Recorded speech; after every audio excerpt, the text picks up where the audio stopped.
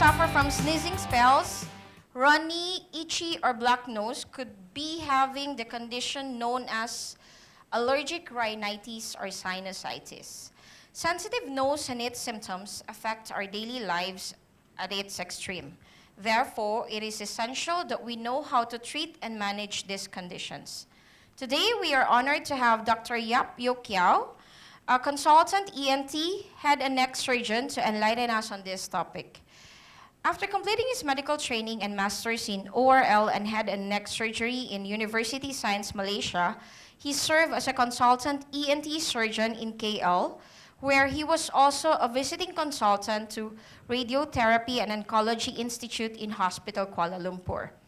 He was the first ENT surgeon to obtain the registered polysomnographic technologies from USA in 2013.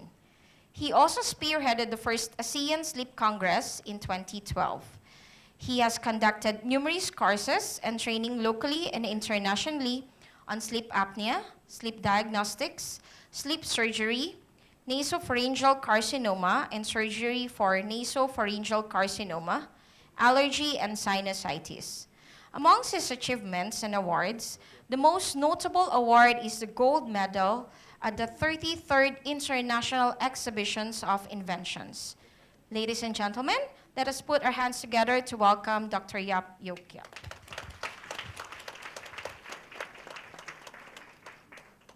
All right, thank you. Good afternoon, everyone. I'd like to thank the organizers, Kordel and Prime Magazine, for inviting me. It's a real pleasure to be here, to be able to give this talk on allergic rhinitis and the sensitive nose. When they gave me that label and pointer and everything, I thought this was going to be a motivational seminar. Trust me, I'm not Joey Yap, I'm just Dr. Yap. Okay, we're going to talk about the allergic nose, rhinitis, and sinusitis once the slides come on. Probably a very common condition for us in Asia, and I'm sure Malaysians and Singaporeans, we share the same genes, we share the same problems, we share the same weather and climate, so it's not going to be very different from what I encounter in my practice. So I'm going to be talking about the treatment strategies for nasal allergies, the sensitive nose and sinusitis, right? And I'll go through very quickly the background of this whole problem and its impact on us, on society. What is the immune basis, how the immune system goes wrong and creates this problem, and then how we actually then, because how we understand the immune system and how it gives us this problem, what are the ways that we can adopt the lifestyle as well as treatment strategies that we can adopt to prevent this or to get it under control. Okay, so what do we really need to know about the nose? Okay, so the nose, of course, we all know is important for smell, for breathing, and for wrinkling your nose when you're upset, right? But the nose really is a very complicated system, right, of a passage, and it's got turbinates to warm and humidify the air you breathe, and there are sinuses connected to the main cavity or the main chamber that is the nose. And these sinuses drain through very small passages, so that even a little bit of inflammation from allergies or from a cough or cold can cause these passages to get blocked up, and that's when you get sinusitis. Okay? These turbinates also, over time, if they keep on getting irritated and inflamed, will enlarge and swell up and can even block the nose. So what is allergic rhinitis really, right? In the medical terms, we call it the IgE-mediated or type 1 hypersensitivity reaction. It's a very hi-fi term to basically say it's an allergy. And when we say it's an allergy, we mean it is caused by an overproduction of antibodies towards certain substances. It's not like just being hypersensitive. You can't say you're allergic to your mother-in-law, for instance, because that's not IgE-mediated. Okay? When it's IgE-mediated, it means there are actual antibodies involved, right? Very specific antibodies towards things like pollen, dust mites, animal epithelia, meaning the skin flakes or hairs of an animal, fungus, mold, and even certain food substances. Right? So at the end of the day, we want our children, right, to be active, happy, and questioning in school, and not having their nose in tissue papers all the time, right? If you're in love, you want to be doing this, not this, right? So we want society and the public in general, our families, to be free from these symptoms and the problems associated with allergic rhinitis. It is a big problem. If you can see from these figures, right, it is the most common problem, respiratory disorder in children, up to a quarter of Taiwanese children, even half of Paraguayan children, and it gets worse in adolescence, right? So it is a problem that starts in young childhood, probably about 4 or 5 years old, goes on to peak in their teenage years. So if you have teen children, or if you remember your children when they were in their teens, many of them may have been sniffing and rubbing their noses all the time, and that's actually allergic rhinitis. Okay, so it makes up a big proportion of doctor visits. But the interesting thing is that over time, right, a person with allergies, right, will not always suffer from rhinitis. Okay, there's a whole bunch of other allergies that are involved. And basically, when someone has an allergy, it means they are vulnerable to developing any of the allergic problems, which are, right, a food allergy, a skin allergy, which is eczema, right, allergy of our bronchial airways or our lungs, which is asthma, and allergy of the nose, which is rhinitis. Okay? But the interesting is, over life, right, over one's course of life, the person who has an atopy or an allergy will develop different allergies at different times in their life. Right, so as a clinician, how do we diagnose allergic rhinitis? And I want to mention this because then you can also pick it up in yourself, your children, your family members, and so on, right? So the typical symptoms are itching, rhinorrhea, and what we call paroxysms or attacks of sneezing, right? Also tearing and nose block. So if you have allergic rhinitis, or your children have it, it's very typical, isn't it? When they wake up in the morning, what's the first thing they experience? Itching, right? The nose starts to itch. And then they do this nasal acrobatics, right? It's called nasal acrobatics. And then sneezing comes in, right? And they for no reason. And then it becomes attacks of sneezing, paroxysms of sneezing. And they just can't stop, right? After another hour or so of sneezing, usually the sneezing dies off, and then what comes next? A lot of runny nose, and then the nose is blocked throughout the day, right? So that is typical allergic rhinitis. Okay. Other things that they may be experiencing would be snoring, right? Difficulty to pick up smells, right? Loss of taste, soreness of the eyes, throat irritation, cough, difficulty hearing, and even lethargy and depression. And why is that? Okay. We'll talk about that in a while, how the blocked nose can actually affect our brains and our entire body's immune system very badly. Okay? For us as doctors, when we look at the nose, we might see very enlarged turbinates. Remember, the turbinates are that organ in the nose that swells up to warm and humidify the air we breathe. But if you have allergies, it becomes very swollen like this. You can see there's a lot of mucus, and it's very pale, right? Mucus like this. So when we look into a patient's nose and see that, it's very obvious.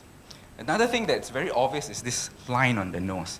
And sometimes patients think we are a bit of a bomo or sincere, because they come in and then we say, "You have allergies, don't you? You have rhinitis, don't you?" And they say, "Doctor, how you know?" And the reason we know is because we see this line on their nose. It's called the transverse crease. And that's because as a child, they've always been doing this, right? It's called the allergic salute, right? So they've been doing this all their life, and by the time they're adults, they've got this line, on the nose. Okay, so we classify it, according to intermittent, persistent, and whether it's mild or moderate to severe, depending on how badly it affects your quality of life. So if the sleep is disturbed, your daily activities are disturbed, school and work performance is reduced, and there are other troublesome symptoms like ear infections or throat infections, then they become classified as a more severe one. Right? In Southeast Asian countries, we mostly have the persistent type rather than the seasonal type. Right? So seasonal rhinitis is what they get in temperate countries in UK and Australia with pollen allergy. For us, it's mostly dust mites that cause the allergy, so it's all year round. But it's not true to say that we Malaysian Singaporeans don't have seasons. We have seasons too, right? Right now it's going to be monsoon season, right? Next it will be dengue season, then will come haze season, and finally durian season. Okay, now allergic rhinitis isn't the only problem with the nose, right? And many conditions can imitate allergic rhinitis. So don't go away thinking, oh, I've got a runny nose, my child is sneezing, he must have allergic rhinitis. It's important to see a doctor and be sure that there aren't other things going on, yeah? One of the very common ones is what we call vasomotor rhinitis, which is actually a sensitivity to changes in temperature or humidity, yeah? Right, so what other complications can arise from allergic rhinitis? So in the ear, nose, and throat region, right, you can have ear infections, which is called otitis media. You can have sinusitis. You can have conjunctivitis, right, inflammation of the eye membranes. Sleep apnea, right, where because the nose is blocked, right, the overall airway also becomes compromised. So they don't sleep very well, they snore, they may even choke in their sleep, right? And finally, you can also have chronic pharyngitis, where they're always clearing their throat or coughing because of the mucus trickling down into the throat. Right? So these are some things like glue ear, sinusitis, right? Polyps in the nose, and sleepiness because of a blocked airway during sleep. Right? It's also been proven that allergic rhinitis causes a lot of problems for learning and memory, for paying attention at work and in school. Right? So longer response time, decreased memory, decreased psychomotor speed, reduced reasoning, and even divided attention. So it's a really important thing. While it is common and maybe regarded as something that's very mild and unimportant, it doesn't kill you, but actually at the end of the day, it's a huge impact on society and our children. Okay? What is also less known is that it also affects our heart, because if there's chronic inflammation going on, inflammation promotes more plaques in the arteries of our heart, and so that also causes more heart disease. Okay? If you go to a doctor, right, many of them would recommend that you do a skin allergy test. And the reason for that is it's 95% accurate in terms of diagnosing, right, establishing and confirming that someone has allergic rhinitis. It's by symptoms, the runny nose, sneezing, and nose block, and by doing a skin prick test like this. Right? It's painless. Even children 4 or 5 years old, I would do it on them to confirm allergies. So what we do is we put on certain substances on the skin and make a light scratch on the skin, and we'll watch for swellings like this. And this, by measuring the swellings, you will know how bad the reaction is. Okay. So let's go on to now address the question of why do we suffer in the first place, right? What is the basis of this allergic rhinitis? Okay. First of all, there must be allergens. There must be things that we are allergic to, right? Secondly, we must possess that genetic trait. About 18% of us actually have this genetic trait, this genetic ability to have this hypersensitive reaction towards allergens, right? The third thing is what is called the hygiene hypothesis, which basically says that the cleaner we are in modern society, the more allergies we get. Interesting, isn't it? Okay? And then there's the Allergic March and other things that are, not in the food or in our bodies, but from the environment. We call that non-biogenic modifiers. That makes things worse. Okay, so the allergens, as I mentioned earlier, are mostly pollen, fungi, animal, dander, house dust mites, cockroaches, and insects. In Southeast Asia, it's almost 95% house dust mites. Sometimes my patients, the children say, whenever I bring my child to the UK or to the US, or Australia, all the symptoms are gone. The moment they land in Malaysia, then they start sneezing and having runny nose and nose block. So yeah, that's a clear sign that you should migrate.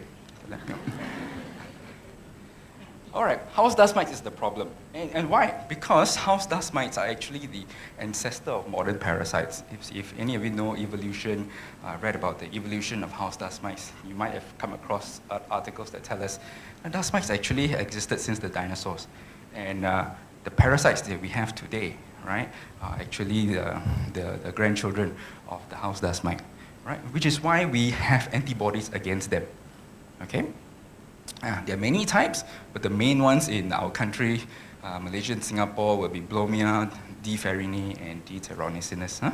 Nice fancy names for these ugly creatures that live in our mattresses, our bed sheets, our curtains, and so on, right? So the scientists have actually broken it down, dissected the dust mite and found that they've got proteins that are common with other parasites and fungi, with worms and so on, right? Which is why we can develop a reaction towards them. Otherwise, why? They're harmless to us. Yeah, they live with us, they eat our skin flakes and all that. It's a nice symbiosis, isn't it? I make my bed dirty, they clean it up. But But actually, we're allergic to them because they share antigens or proteins that are similar to fungi. Okay, bit of a scientific and involved slide here, but basically message I want to say here is that even if your symptoms are controlled, even if the doctor gets the symptoms under control, it is still important to avoid or to be able to lessen the load of exposure of these allergens to our bodies. Because our antibodies will keep on being produced, right? It will keep on reacting to these dust mites and so on, right? So that later on in life, you might develop a different allergy. Or that same allergy, that rhinitis or the asthma might rebound, might come back, right? So just because someone's symptoms are well controlled, it doesn't mean we can just send them home and say, you're fine now. No, it's very important for us as doctors to keep on counseling them, for you also to keep your environment really free, or as free as possible from these dust mites and other things that cause allergy. So how do you do that? Okay, how do we do that? It's all over, it's in our beds, it's in our soft toys. What can you do, right? So we'll talk about that in a while. All right, this is the immunological basis. If any of you are biology students or have read biology, you will know this, this whole immune cascade. And at the end of the day, the main player is called a mast cell. The mast cell is the one that contains the bomb, right? My son loves explosives. It's my son right there, 9-year-old, that's Ethan. Okay, he has eczema, and I have allergic rhinitis. My wife has eczema, and her brothers have asthma, so we're all one big happy allergy family. So okay, the mast cell is the bomb, right? It's like a grenade, it's like the landmine. So if an allergen, right, the proteins of the dust mite enters your body somehow, right, it will trigger these landmines. It will blow up. And what comes out of it isn't TNT, but histamine and prostaglandins. Yeah? It's already there in the mast cell. And when it comes out, these histamines will cause itching, right, sneezing, and runny nose, and inflammation, and so on. So that's why it's very fast. And when you're exposed to it, within seconds to minutes, you start sneezing. Or with asthma, you start wheezing. With eczema, you start itching. Okay? Because this histamine is released immediately. It's already ready, primed and ready to blow, all right? Then there's also a secondary reaction. So the first reaction is about 5 minutes. The second reaction is 4 to 6 hours later. These mast cells also produce new stuff, right? And they call that inflammatory, what they're called cytokines. But basically what they do is call for help, right? So if you want to take a war analogy, right, the initial phase is like a terrorist landing on your beach and stepping on a landmine, boom, it blows, right? But after that, they call for help. Something's wrong with the slides. After that, they call for help, right? They'll use their walkie-talkie or radios, and then these B-2 bombers will come and start carpet bombing the beach. And that's the secondary phase. Secondary phase is when other cells, right, come in and try to get rid of the allergens or get rid of the proteins that are causing the problem. Okay, so the overall response is this itching, sneezing, and rhinorrhea, and then obstruction. And then slowly, when all these new cells come in to fight the battle, then you have thickening as well. So why am I going through all this? Because it helps explain, right, and gives you a picture now of what's really happening when you have asthma and rhinitis and eczema. The initial reaction is a lot of secretion and tightening, but as the cells come in the second phase and causes a lot more inflammation and damage, all the walls of our airway, the walls of our nose start to thicken, right? And they cause even more congestion, more obstruction, more difficulty breathing, and more chronic problems. Right? So same thing with the nose. Initially, it's just runny nose and itching, but over months and years, you get a lot of swelling, and it becomes irreversible. Same thing with eczema, right? Children with eczema, right? Initially, they just have a bit of itch and rash, but after a couple of days, you see the whole skin become scaly, thickened, because cells have come in to attack that area. Okay. The third thing is about the hygiene hypothesis I mentioned earlier. So hygiene hypothesis says that as we grow cleaner, we get more allergies. The reason for that is our body now has got less or very few viruses and bacteria to fight, unlike the old days, right? Maybe not in Singapore, but in Malaysia, when we were growing up, we played in the mud, we climbed trees, we went to the market, we walked barefoot, and so on, right? But today, right, children aren't even allowed to touch anything without washing their hands 5 seconds after that. Food drop on the floor, right? The 5 microsecond rule, cannot touch, and so on. And so at the end of the day, the body has no more viruses and bacteria to fight. And so it goes back to its old system, which is to fight parasites and fungi, right? And so the antibodies actually swing to what we call the Th2 system. And this is important for what we're talking about today, right? Big rise in allergies in the late 20th century and now still ongoing in the 21st century. It's because we've got so much antibiotics, vaccines, sanitizers, and so on. Okay. Fourthly, there's also this thing called the Allergic March, which means that a person with allergies, right, may not have the same allergy throughout their life. Okay? They start with food allergy in the first year of life, then eczema up to the 4th or 5th year, and then asthma starts about 3-4 years old and then goes on up to about the 10-15 years old. But rhinitis starts about 5 years old and will go on. And allergic rhinitis usually doesn't retire until you retire, about 40-45 years old, maybe 50. Okay? And finally, pollution. Right? Pollution is a big factor, okay, and which is also the reason why industrialized countries are now also seeing more allergic rhinitis. It's not that they didn't have the disease before, but now it's made more obvious because pollution is triggering inflammation as well. So smog, the hay season always brings us more patients, and if the child's parents smoke, right, or they hang around people who smoke, it's always worse. So there are a lot of things involved, right? Our genetic hypersensitivity, our nose, the environment, allergens in our environment, as well as this, hygiene problem. So what can we do about it? Yeah? End of the day, first thing is, of course, allergen reduction. If you want to win this battle, there must be things we can do to boost or change our immune system, and we have to try and avoid the enemy or get rid of the enemy.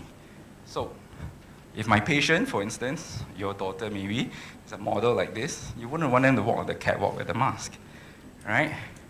Or if you have a family dinner and you're one happy allergy family like mine, you can't be doing this, right? So we have to find ways to eliminate the dust mite. So what are they? Okay? The best evidence shows that a combination of dust mite beddings, anti-dust mite beddings, humidity control, HEPA filters, and acaricides are the way to go. All right, so what do you mean by that? So let's take your typical HDB flat or apartment, right? This is your room or your child's bedroom.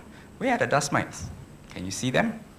Well, they can't be seen, but they're everywhere. They're in the carpet, they're in the bed sheets, they're in the lampshades, they're in the curtains, okay, in the millions. All right, so what can you do? One, humidity control. Tropical dust mites love a humid environment, so the use of the air condition, right, for a couple of hours every night actually dries the room a bit and reduces the dust mite load. You want to wash your curtains and bed sheets, right, once a week or twice or once every 2 weeks in temperatures above 60 degrees. That will kill off the dust mites, right? If you're going to use vacuum cleaners, right, use one that's got a HEPA filter because that will trap these dust mite molecules in your vacuum. Right? Non-HEPA filters, basically, it will trap the dust, but the molecules will be blown out the back of your vacuum cleaner. So you're actually helping fumigate your house with the allergen. Okay? What about if your child has a love for soft toys and can't sleep without them? Okay? What you can do is to get a vacuum seal bag, like those that you buy in Daiso. Use a vacuum cleaner and sort of vacuum seal it and put it in the freezer. Right? Overnight in the freezer will kill off all the dust mites. Okay? The reason we want to vacuum it and put it in a bag is so that your teddy bear won't catch a cold. And become wet, of course. Right. There are many drugs. If you visit a doctor, many things that they can give you. And this is our guidelines, from mild to severe, intermittent to persistent. We have various drugs that we can use. Of course, nobody likes drugs, but you can't run away from them if you've got bad disease. Okay. So there are steroids. These are the steroid sprays that are very effective. And just one word to say is that these steroid sprays, these new generations ones, are actually very safe to be used. It doesn't penetrate into the body much. Okay? There's all the antihistamines, all right? And there's sinus rinses. Okay? As a surgeon, if things become irreversible, we might want to reduce the size of the turbinates or open up the sinuses and so on. Right? We even have balloons now, and we do what cardiologists do, right, to balloon the arteries when they're blocked, and we can balloon the sinus openings as well. But what I want to really emphasize today is immunotherapy, because that's really the way to go in the 21st century. When we understand the battle is reducing the allergen load that we're exposed to and changing our immune system so that we go back, all right? We go back to not being overly sensitive to these allergens or these dust mites, right? So in the medical world, we have what we call sublingual immunotherapy, where we put drops under the tongue over 3 years, right, every day for 3 years to re-educate the body to not react to these dust mites, right, and turn their attention elsewhere.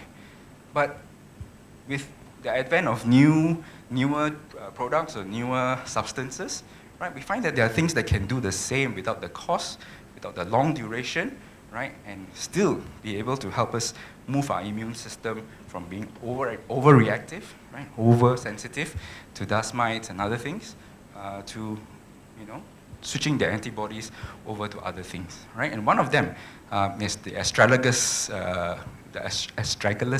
extract, right? I think in Chinese it's called huangqi or beiqi, right?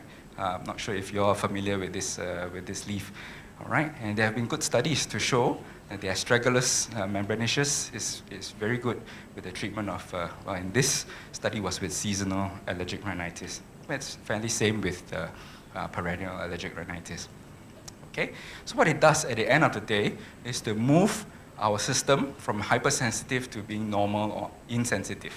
And what it really does is actually to re-educate our bodies and to change our antibody response, to produce different kinds of antibodies, the kind of antibodies that doesn't trigger the mast cells. Right? All right, so Kordel's Lectronel, our sponsor today, actually does that. It's one of those products or substances that can actually switch our response from the Th2 IgE system, right, back to a good balance between the Th1 and Th2. If you remember, I said that the Th1 is responsible for fighting viruses and bacteria, Th2 for fighting parasites and fungi, right, which is also cross-reacts with dust mites. So if we can bring the needle back to true north, right, then we have a substance that can keep the body in balance and not overly reactive, while we're also doing everything else to keep the allergen at bay. Okay? Right.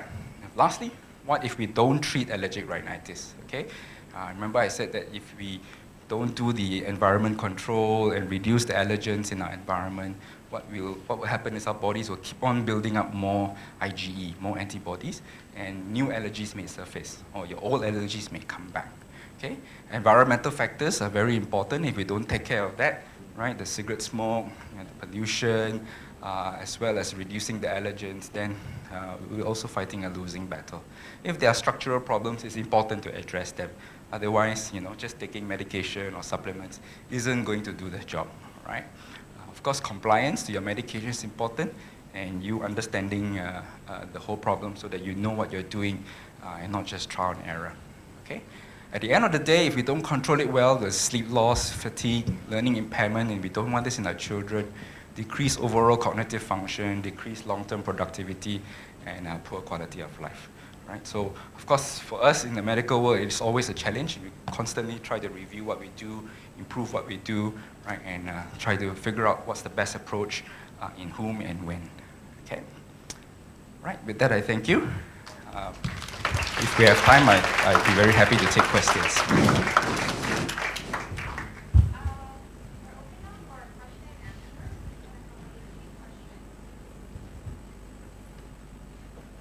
Hi, two questions.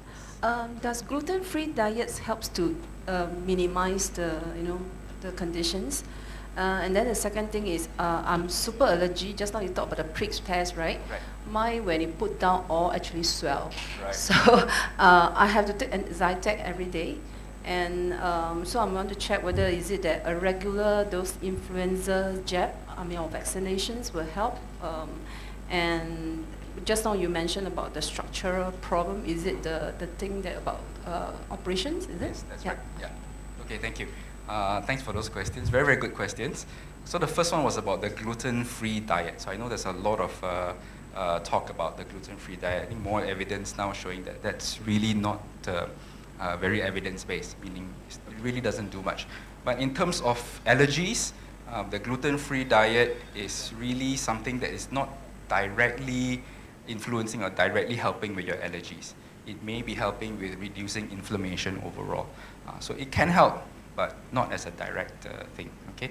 Just like for many people, exercise helps. For many people, taking vitamin C helps, you know, and so on, okay? But not a direct influence.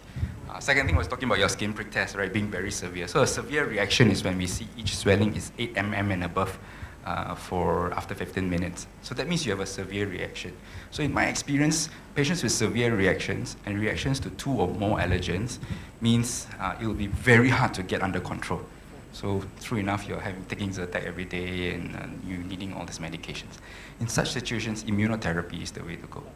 Right? So it's really important to think long term, right? And since we're not winning the battle, my body's overreactive, I'm really going to have to try and swing it back from being oversensitive. All right? So there's the medical immunotherapy, and there's the supplemental, natural, herbal sort of immunotherapy that you can try. Right? So some of my patients have gone on it and have had very good results. Okay? So the third question was, sorry? Vaccination. Okay, so flu vaccine is against the flu. So that's a very specific thing towards the virus, the influenza virus. So it's not related to this. This is a rhinitis, which is allergic to dust mites. Right, so flu vaccination is not going to change anything for the rhinitis. And your last question was surgical problems, right? So it's important to see your ENT doctor, right? If your problems are very persistent, you want to see if the turbinates are very enlarged, if your sinuses are blocked, right? Because if that's the case, then it's a vicious cycle. Right? So just doing everything that I talked about isn't going to improve the situation much, because you need to deal with the structural problem first. If your drains are blocked, you have to unblock the drain. Right? Just cleaning the surface is not going to help. Right? Thank you. Doctor? Yeah, Doctor. sure. Oh.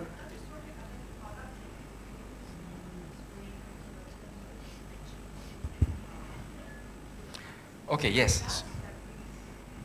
Febreze smells very nice. The dust mites also like the smell sometimes. The problem is the only thing that works is the acaricide. Acaricide is a dust mite poison. Okay, it's a permethrin, which works against the dust mites. But it's very hard to get this acaricide, one, in the market. Two, there's no guideline to how much acaricide you should use. You know, how much will kill the dust mite and how much will kill you, and all that, all right? But there is a product out in the market, there are some products out in the market that are standardized, which means the acaricide is embedded in the dust mite bedding in your sheets. They last for 1.5 years, then you have to buy a new one. Yeah, I mean, obviously, because it's a chemical, and it will actually permeate into your mattress and kill the dust mites. Doctor, Febreze? Not for dust mites, no, not that I know of. doctor, does nose spray and nose wash help? Very much, yes. So medically, right, a nose wash is the basic treatment for all our rhinitis patients. Why? Because the saline or the salt water that we're using, one, washes away the mucus and the allergens and the pollution. Two, it actually decongest the nose. Three, it has got a mild disinfectant effect. So it's a very natural, non-harmful way, and it's very cheap. You don't have to buy the few $100 French Riviera or no need. Just the normal sinus rinse. So what about those with steroid nose spray? Steroid nose sprays, okay. So those who need the steroid nose spray, so we go step by step now. For those who are more severe and then they need the steroid nose spray, it's actually very safe, because the third generation steroids that we've been having in the market since the last 10 years do not go into the bloodstream very much, very little. So there's no systemic side effects. Children over 2 years old can use them very safely. So do we use it daily? Well, depending on what your doctor recommends, after examination, testing, confirmation, and then having tried out the medications, if your doctor confirms that you need it, then it's all right to use it every day. Thank you. Yes. Thank you, Dr. Yap. Thank you very much.